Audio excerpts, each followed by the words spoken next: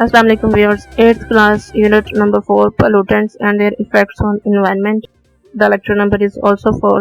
The topic is deforestation. Deforestation जो है ये 5वां इफेक्ट है ह्यूमन एक्टिविटीज का इन्वायरमेंट पे। तो जो फॉरेस्ट्स हैं ये हमारा बहुत ही कीमती सरमाया है, बहुत बड़ी ये दौलत है। ये क्या करेंगे कि हमारे क्लाइमेट में, हमारे एरिया में जो क्लाइमेट मौजूद है उसमें फेवरेबल चेंजेस लेकर आएंगे।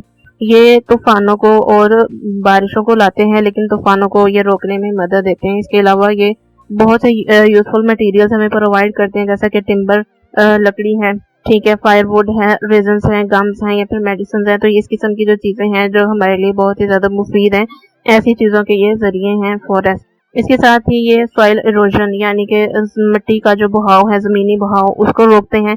और जो वाइल्ड लाइफ है उनके लिए ये एक हैबिटेट के तौर पर काम देते हैं। लेकिन बदकिस्मती से जो फॉरेस्ट हैं वो बहुत ही तेजी से काटे जा चुके हैं और कुछ अभी भी काटे जा रहे हैं, ताकि टिम्बर की डिमांड को उसकी डिमांड पूरी की जा सके या फिर जो है वो एग्रीकल्चर और हाउसिंग के लिए जो है वो जगह को खाली करवाया जा सके। तो इसलिए जो है वो फॉरेस्ट को बहुत ही तेजी से काटा जा रहा है, जिसके नतीजे में हमारा इकोसिस्टम बिल्कुल ही तबाह हो रहा है। और ये जो फॉरेस्ट की तबाही है ये ह्यूमन एक्टिविटीज की ही नतीजे के तौर पर हो रही है और इसको डिफॉरेस्टेशन कहा गया है। यानी कि डिफॉरेस्टेशन की जो प्रॉपर डेफिनेशन है वो ये होगी जी, cutting down of trees is called deforestation. के फॉरेस्ट का या फिर ट्रीज का जो है वो काटना डिफॉरेस्टेशन कहलाता है। नेक्स्ट, डिफॉरेस्टेशन के इफेक्ट्स हैं कि ये एनवायरनमेंट पर किस तरह से असरअंदाज होता है। तो डिफॉरेस्टेशन के बहुत ही ज़्यादा बुरे असरात हैं हमारे माहौल पर। ये क्या करेगा, मौसम को भी तब्दील कर देगा और हमारी आबोहवा को भी तब्दील कर देता है। इसके साथ ही दरख्तों की जो रूट्स होती हैं, जड़ें होती हैं, ये ज़मीन को अपने साथ गाड़ कर रखती हैं।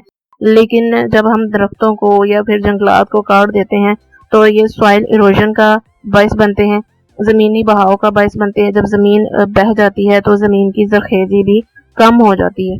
जितने भी उसमें यूजफुल न्यूट्रिएंट्स होते हैं वो उस ज़मीन के साथ बहकर चले जाते हैं, जिसके नतीजे में क्या होगा कि हमारी ज़मीन ज़रखेज़ नहीं रहेगी और फसलें या फिर दरख्त जो है वो ग्रो नहीं करेंगे। जब ये जंगलात काट दिए जाते हैं तो रेट ऑफ इवेपोरेशन भी रिड्यूस हो जाता है।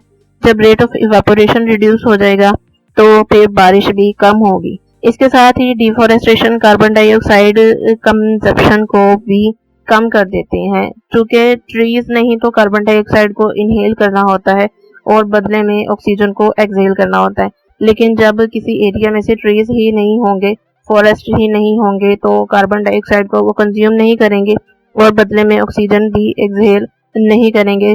तो हमारे इन्वायरमेंट में, हमारे एटमॉस्फेयर में कार्बन डाइऑक्साइड की मिकदार जो है वो बढ़ जाएगी और ये कार्बन डाइऑक्साइड की मिकदार जब बढ़ेगी तो ये ग्रीन हाउस इफेक्ट और ग्लोबल वार्मिंग की मेजर वजह बन जाएगी। नेक्स्ट जो इफेक्ट्स हैं डिफॉरेस्टेशन के वो वाइल्ड लाइफ पर हैं। पहले हमने इन्वायरमेंट पर पढ़े थे, अब वाइल्ड लाइफ पर ये जो डिफॉरेस्टेशन है कैसे असरअंदाज होती है।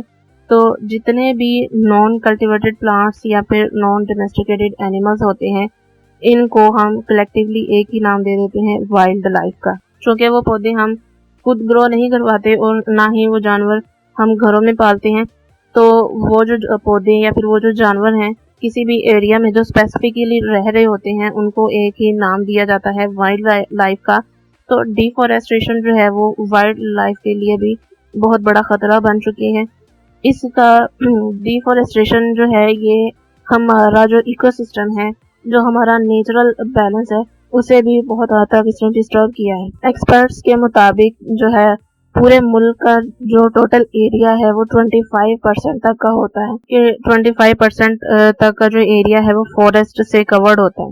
लेकिन पाकिस्तान में ये 25 की बजाय सिर्फ 5% रह गया है। सिर्फ 5% एरिया ऐसा है जहाँ पर फॉरेस्ट ग्रो हैं और ह्यूमन एक्टिविटीज़ ने कार्बन डाइऑक्साइड की मिकदार को जो है एटमॉस्फेयर में बढ़ा दिया हुआ है। तो ये 0.03% टू 0.04% तक हर 100 साल बाद ये बढ़ रही है, यानी कि हर सदी में इतनी इसकी मिकदार जो है वो बढ़ रही है।